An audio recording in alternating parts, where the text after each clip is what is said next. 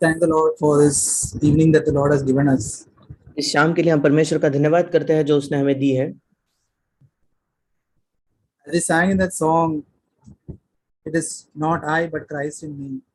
जैसे हमने उस गीत में गाया कि मैं नहीं बल्कि मेरे द्वारा मसीह, It always encourages me, Lord, it's your work and you will do your work in my life. और वो हमेशा मुझे प्रोत्साहित करता है कि परमेश्वर ये तेरा काम है और तू तेरे काम को मेरे जीवन में पूरा करेगा। I just want to submit and yield my will to you, Lord, that you can do your work in my life. मैं बस तेरे प्रति अपने आप को समर्पित करना चाहता हूँ कि तू तेरे काम को मेरे अंदर पूरा करे।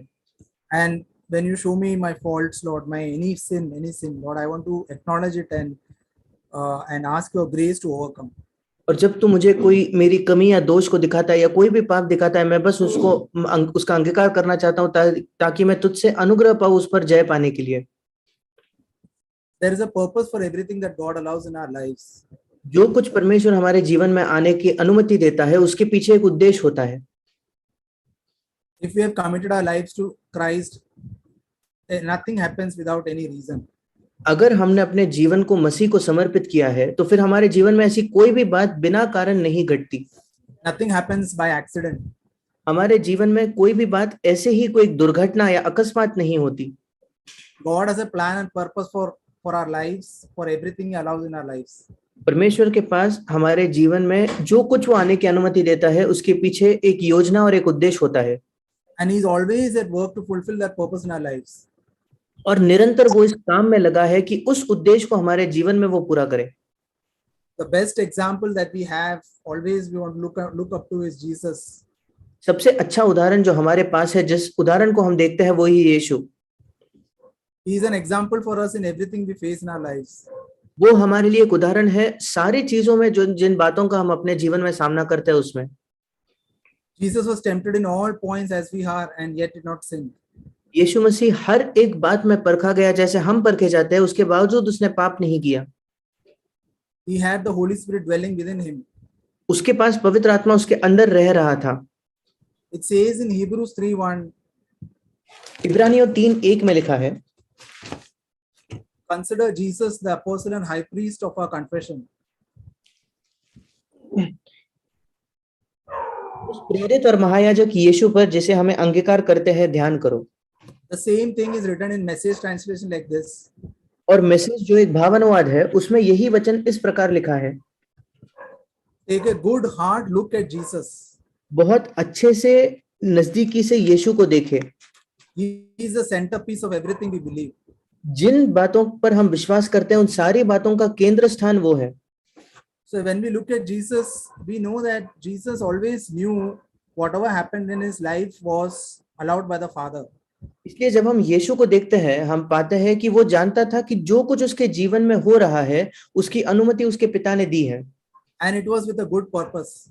और वो एक अच्छे उद्देश्य के साथ था। There are some instances which we can read like in John 18. ऐसी कुछ घटनाएं हैं जो हम पढ़ते हैं, जैसे यूहन्ना 18 में, And the officers and the chief priest and Pharisees came in order to capture Jesus. जब सैनिक, सूबेदार और फरीसी जो है वो यीशु को पकड़वाने आए, Jesus was not afraid of being captured by them.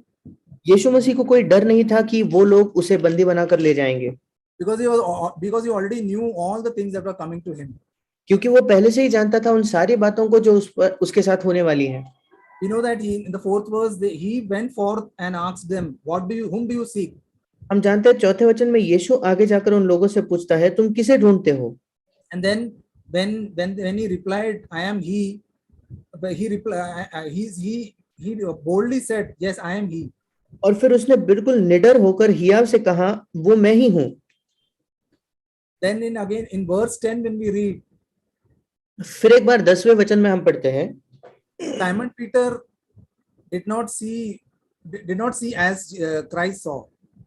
शमौन पतरस वैसे नहीं देख रहा था जैसे मसीह देख रहा था। Simon Peter had a sword and he drew it and cut and struck the high priest slave and cut off his right ear. शमौन पतरस के पास एक तलवार थी और उसने उस तलवार को खींची और महायाजक के दास पर चलाकर उसका दाहिना कान उड़ा दिया। Jesus said to Peter in verse 11, 11वें वचन में यीशु पतरस से कहता है, put the sword into the sheath. The cup which the Father has given me, shall I not drink it? अपनी तलवार म्यान में रख, जो कटोरा पिता ने मुझे दिया है, क्या मैं उसे न पीऊं? Peter saw the people. Here we see the contrast between what Peter saw and what Jesus saw. यहाँ हम यीशु मसीह ने क्या देखा और पतरस ने क्या देखा, इन दो बातों में एक विरोधाभास देखते हैं। Peter saw the people who came to take Jesus away as someone to attack and reacted as per his own flesh. पतरस ने जब उन लोगों को देखा कि ये यीशु मसीह पर हमला करने के लिए, उसे पकड़ के ले जाने के लिए आए हैं, तो उसने एक हमला समझकर अपने शरीर के हिसाब से उसने प्रतिक्रिया दी। Jesus knew what was coming to him. Jesus knew that what was coming to him was a cup which the Father had given him. और यीशु मसीह जानता था कि जो प्याला उस पर आया है, ये वो प्याला या वो कटोरा है जो पिता ने उसे दिया है। So even though the cup was bitter, Jesus knew that his Father will not give him anything that is of harm to him. और यद्यपि यीशु जानता था कि वो कटोरा या प्याला कड़वा है, पर वो जानता था कि उसका पिता उसे ऐसा कभी नहीं कुछ देगा जो उसके लिए भला न हो। We know finally what happened with that. We know the result of what happened in that case. और आखिरकार उस घटना में अंत में अनंत काल के दृष्टिकोण से क्या हुआ हम जानते हैं। So that is what Jesus had that view of eternity. और यही हम देखते हैं कि यीशु मसीह के पास वो अनंत काल जो है उसका एक चित्र था। He knew that he knew what his Father allowed him and he willingly submitted to his Father. वो जानता था कि उसके पिता ने उसके जीवन में किन बातों की अनुमति दी है और इसलिए पूरी इच्छा के साथ वो अपने पिता के प्रति समर्पित हो गया। Jesus committed everything in his life to his Father. यीशु मसीह ने अपने जीवन की हर एक बात अपने पिता के हाथ पे सौंप दी थी। And he was sure that whatever was allowed in his life was controlled by his Father. और वो निश्चित था कि उसके जीवन में जो कुछ हो रहा है उन बातों का नियंत्रण उसका पिता कर रहा है। He never complained about any difficult situation he faced during his life on earth. उसके इस पृथ्वी के जीवन में किसी भी कठिन परिस्थिति जिसका उसने सामना किया, उसने कभी उसके बारे में शिकायत नहीं की। He was happy to be under the authority of his Father. वो अपने पिता के अधिकार के अधीन होने में बिल्कुल खुश था। And he was content in whatever situation was allowed in his life. और जिस किसी परिस्थिति की उसके जीवन में आने की अनुमति दी थी, उसी में वो संतुष्ट या तृप्त था। His joy was not in anything external. उसका आनंद किसी भी बाहरी बात में नहीं था, but it was in his heavenly Father and he was always at rest in all situations. बल्कि उसका आनंद अपने स्वर्गीय पिता में था और इसलिए हर एक परिस्थिति में वो विश्राम में बना रहा। When we face difficulties in our injustice in our schools or we face difficulties in our workplace, जब हम कठिनाइयों का सामना करते हैं, स्कूल में किसी अन्याय का सामना करते हैं, या हम जहां काम करते हैं हमारे कार्यस्थल में कुछ कठिनाइयों का हम सामना करते हैं, can we have that confidence that Jesus had? क्या हमारे पास भी वही हियाव हो सकता है जो यीशु के पास था? That everything in our life is controlled by our heavenly Father. कि हमारे जीवन की हर एक बात हमारे स्वर्गीय पिता के द्वारा नियंत्रित होती है। Can we have that faith that Jesus had and can we have that eternal perspective that Jesus had? क्या हम भी वो विश्वास रख सकते हैं जो यीशु का था? क्या हम भी वो अनंत दृष्टिकोण रख सकते हैं जो यीशु मसीह का था? Knowing that my heavenly Father doesn't allow anything for my harm, it is always for my good.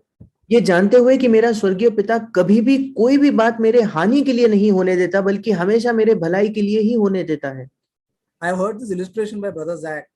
और भाई जैक ने जो ये चित्र कहा है, इसको मैंने सुना है। If a postman brought a letter to my home, अगर एक पोस्टमैन मेरे घर पे कोई चिट्ठी लाता है तो, and it had some evil news in that letter, और उस चिट्ठी के अंदर अगर कोई बहुत ही बुरा समाचार हो तो, will I get angry at that postman? क्या मैं उस पोस्टमैन से गुस्सा हो जाऊंगा? The people who came to capture Jesus were like postmen whom God had allowed. जो लोग यीशु मसीह को पकड़ने के लिए आए थे, ये उस पोस्टमैन के जैसे थे जिनको परमेश्वर ने आने की अनुमति दी थी। The same way, anything that we see as evil happening to us are like postmen allowed by our heavenly Father. बिल्कुल वैसे ही जब कब हम देखते हैं कि हमारे खिलाफ कुछ बुरा या दुष्ट हो रहा है, वो केवल पोस्टमैन है जिनकी अनुमति हमारे पिता ने दी है। We might not react like Peter did. शायद हम वैसी प्रतिक्रिया नहीं देते जैसे पतरस ने दी, but we can use our tongue as a sword. पर कभी-कभी हम अपने जबान का इस्तेमाल कर सकते हैं एक तलवार के नाई, to cut off someone whom God has allowed in our life. किसी व्यक्ति को काट देने के लिए जिस व्यक्ति को हमारे जीवन में आने की अनुमति हमारे परमेश्वर ने दी है। or it might be that I complain and murmur about that situation. या ये हो सकता है कि उस परिस्थिति के बारे में मैं शिकायत करता हूं और मैं कुड़कुड़ाता हूं। Do we find some difficult person in our lives, or difficult boss, or difficult situation? क्या हम हमारे जीवन में कोई कठिन समय, कठिन परिस्थिति या कठिन बॉस को पाते हैं? Do we see in that place that I need to fight against and come out of it? उस जगह क्या मैं देखता हूं कि मुझे उस परिस्थिति से लड़ना है और उससे बाहर आना है? Can we see the hand of our heavenly Father in everything we face in our life? क्या हम अपने स्वर्गीय पिता का हाथ हर एक बात में देख पाते हैं जिनका सामना हम अपने जीवन में करते हैं? I don't know why I have this difficult person or this difficult situation in my life. मैं नहीं जानता क्यों मेरे जीवन में ये कठिन परिस्थिति है या ये कठिन व्यक्ति है, But I know that God has allowed it in my life, पर मैं जानता हूं कि परमेश्वर ने इसकी अनुमति मेरे जीवन में दी है and He has a purpose for why He has allowed it. और उसके पास एक उद्देश्य है कि क्यों उसने उन बातों की मेरे जीवन में अनुमति दी है। I want to humble myself in this situation मैं इस परिस्थिति में अपने आप को नम्र करना चाहता हूं and allow God to work in that person or the situation.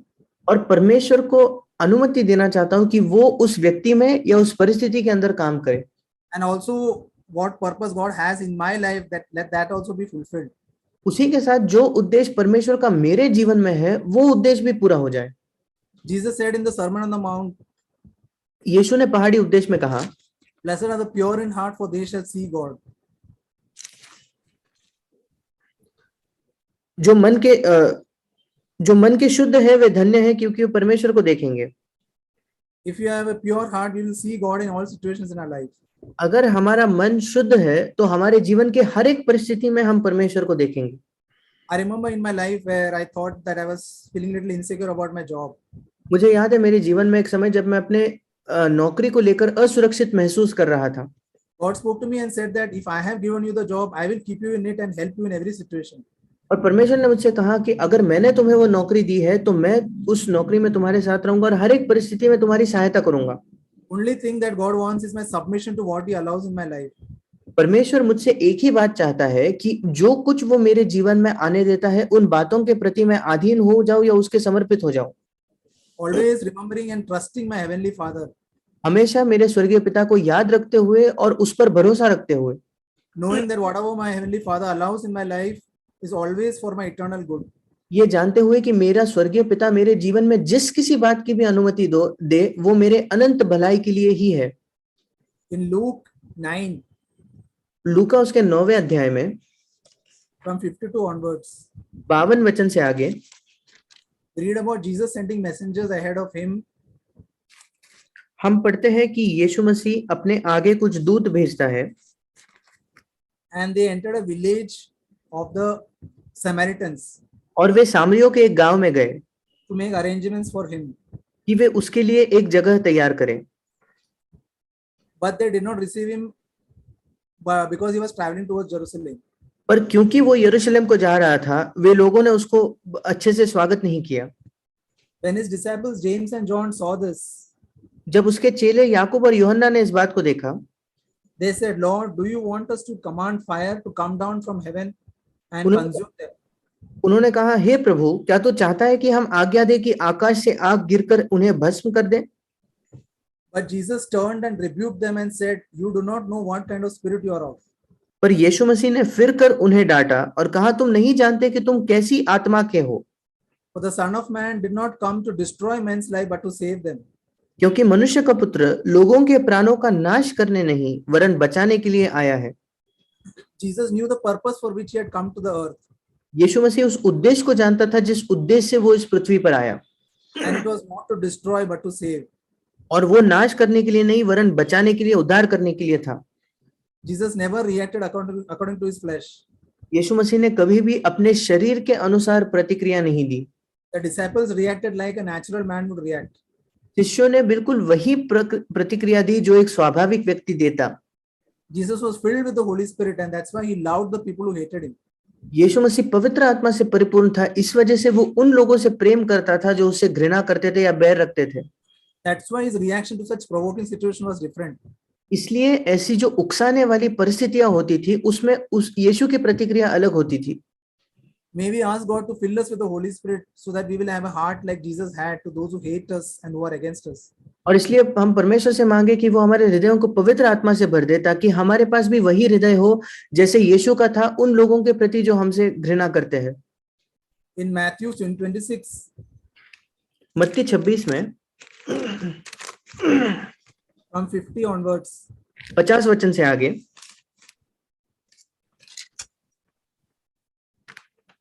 here Judas went in the 49, it says Judas went to Jesus and said, "Hail, Rabbi," and kissed him. और यहाँ 49 वचन में लिखा है कि जो यहूदा इस्करियोती था वो यीशु के पास आकर हे रब्बी नमस्कार कहकर उसे बहुत चूमा। Jesus saw Judas. Jesus knew that Judas Iscariot was going to betray him. यीशु मसीह जानता था कि यहूदा इस्करियोती उसे पकड़वाने वाला है। Yet he addressed him as friend. उसके बावजूद यीशु ने उसको हे मित्र कहकर उसका संबोधन किया। Jesus could gladly accept the betrayal. Jesus could gladly, without any problem in his heart, accept the betrayal of Jesus. और यीशु मसीह बिना किसी समस्या का जब यहूदा इस्करियोती उसके साथ विश्वासघात कर रहा था उसको आराम से स्वीकार कर पाया। Because Jesus knew that his father's perfect will, that was his father's perfect will for his life. क्योंकि यीशु मसीह जानता था कि यही उसके पिता के उसके जीवन के लिए उसकी सिद्ध इच्छा है। He was always willing to humble himself in every opportunity. वो हमेशा ये इच्छा रखता था कि हर एक परिस्थिति, हर एक मौका मिलने पर वो अपने आप को नम्र करे। He had the grace. That's why he had the grace of God always in his life. इस वजह से निरंतर उसके जीवन में परमेश्वर का अनुग्रह उस पर था। God allows situations in our lives where he wants to humble us and break us. परमेश्वर हमारे जीवन में ऐसी परिस्थितियों की अनुमति देता है जहां वो हमें नम्र करना चाहता है और हमें तोड़ना चाहता है, so that his purposes can be fulfilled in our lives. ताकि उसके उद्देश्य हमारे जीवन में पूरे हो जाए। If we submit ourselves to his dealings, अगर हम अपने आप को उसके कामकाज के प्रति समर्पित करें तो we will get grace in every situation he allows in our lives. फिर हम हर एक परिस्थिति में अनुग्रह पाएंगे जिसकी अनुमति वो हमारे जीवन में देता है। We read about Paul in 2 Corinthians 12. हम पौलुस के विषय में 2 कुरिन्थियों उसके 12वें अध्याय में पढ़ते हैं। From the 7th verse. 7 वचन से, When Paul was given a thorn in the flesh, he prayed to God 3 times for it to be removed. जब पौलुस के शरीर में एक कांटा दिया गया तो उसने 3 बार प्रार्थना की कि वो कांटा निकाल दिया जाए। But God instead told him that his grace was sufficient for him. पर परमेश्वर ने उसके बजाय उससे कहा कि उसका अनुग्रह ही पौलुस के लिए बहुत है। That thorn was allowed by God to keep him humble. वो कांटा परमेश्वर ने उस कांटे की अनुमति दी ताकि वो नम्र रहे। So when he got that reply from God, और इसलिए जब उसने परमेश्वर से उस उत्तर को पाया, then he says in the 9th verse, फिर वो 9वें वचन में कहता है, it says the Lord told him, "My grace is sufficient for you, for power is perfected in weakness." परमेश्वर ने उससे कहा मेरा अनुग्रह तेरे लिए बहुत है क्योंकि मेरी सामर्थ्य निर्बलता में सिद्ध होती है। Most gladly, therefore, I will rather boast about my weaknesses, so that the power of Christ may dwell in me. इसलिए मैं बड़े आनंद से अपनी निर्बलताओं पर घमंड करूंगा कि मसीह की सामर्थ मुझ पर छाया करती रहे। In another translation, it reads that God's power is manifested best in weak people. और दूसरे एक अनुवाद में इस प्रकार लिखा है कि परमेश्वर की जो सामर्थ है वो सबसे अच्छे से सर्वश्रेष्ठ तौर पर उन लोगों में प्रकट होती है जो निर्बल है। So because God wants me to have that power, because that will help me, that's why he allows me to become weak. क्योंकि परमेश्वर चाहता है कि मैं सामर्थ पाऊं, इसी वजह से वो मुझे निर्बल होने की अनुमति देता है। He allows me to become nothing so that Christ can dwell within me and manifest his power in me. वो मुझे अनुमति देता है कि मैं कुछ भी नहीं बनूं ताकि मसीह मेरे अंदर रहे और उसकी सामर्थ को मेरे द्वारा प्रकट करे। Paul got that revelation. पौलुस ने इस प्रकाशन को पाया। That's why he says in the next verse, most gladly I will rather boast in my weakness. इसी वजह से वो अगले वचन में कहता है इस कारण मैं मसीह के लिए इसलिए मैं आनंद से अपनी निर्बलताओं पर घमंड करूंगा, so that the power of Christ may dwell in me. कि मसीह की सामर्थ मुझ पर छाया करती रहे। Therefore I am well content with weakness. इस कारण मैं निर्बल होने में भी संतुष्ट हूँ, with insults, with distresses, with persecutions, with difficulties for Christ's sake. For when I am weak, then I am strong. निंदाओं में, दरिद्रता में, उपद्रव में, संकटों में प्रसन्न हूँ, क्योंकि जब मैं निर्बल होता हूँ तभी बलवंत होता हूँ। What an example Paul was for me and for us. क्या ही उदाहरण पौलुस मेरे लिए और हम सबके लिए है। He was such a mighty man of God that God used so much. वो परमेश्वर का ऐसा महान दास था जिसके परमेश्वर ने बहुत इस्तेमाल किया, But God had to humble him, make him weak, so that God can work His power in him. पर परमेश्वर को उसे निर्बल बनाना पड़ा ताकि परमेश्वर अपने सामर्थ को उसके अंदर काम ला सके। So that's why we need to yield our will so that God's power can be manifested in our weakness. इसी वजह से हमें अपने इच्छाओं को समर्पित करने की आवश्यकता है ताकि परमेश्वर का सामर्थ हमारे निर्बलताओं में प्रकट हो। Sometimes God allows some thorn in our lives. कभी-कभी परमेश्वर हमारे जीवन में कुछ कांटों की अनुमति देता है And wants us to live in that situation. और परमेश्वर चाहता है कि हम उस परिस्थिति में जिए, But He will give His abundant grace to overcome if we submit ourselves to His will.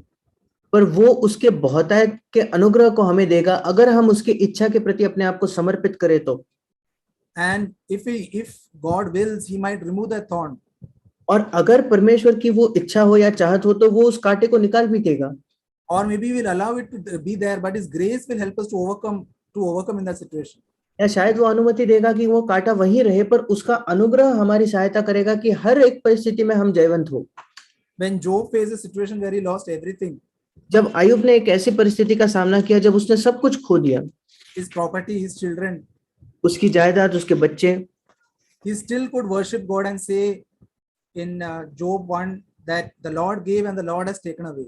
उसके बावजूद वो परमेश्वर की आराधना कहकर ये कह सका कि प्रभु ने ही दिया और प्रभु ने ही लिया। Blessed be the name of the Lord. प्रभु का नाम धन्य हो। Job knew that whatever he had was from God. Ayub जानता था कि उसके पास जो कुछ है वो परमेश्वर की ओर से है And God has a right to take it away. और परमेश्वर के पास ये हक है कि उस बात को वो ले ले। So he could worship God when he lost it. इस वजह से उन बातों को खोने के बाद भी वो परमेश्वर की आराधना कर पाया। It says in Job 2, Ayub के दूसरे अध्याय में लिखा है, he did not sin nor did he blame God. उसने ना तो पाप किया ना परमेश्वर पर मूर्खता से दोष लगाया। When his wife also discouraged him, जब उसके पत्नी ने भी उसको निराश करने की कोशिश की, in Job 2, अय्यूब उसके दूसरे अध्याय में she told him to curse God and die. उसने अय्यूब से कहा कि तू परमेश्वर को श्राप देकर मर जा। So that time Job replied, और तभी अय्यूब ने उत्तर दिया, shall we indeed accept good from God or not accept adversity? और उसने 10वें वचन में कहा, क्या हम जो परमेश्वर के हाथ से सुख लेते हैं दुख न ले? So he knew his God. Job knew God in his life. और अय्यूब अपने जीवन में अपने परमेश्वर को जानता था।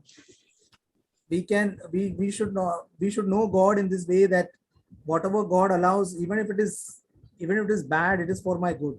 हमें परमेश्वर को इस प्रकार जानना है कि जब वो किसी भी बात की हमारे जीवन में अनुमति दे, भले ही वो बुरा भी क्यों ना हो, हमारे लिए वो भला होगा।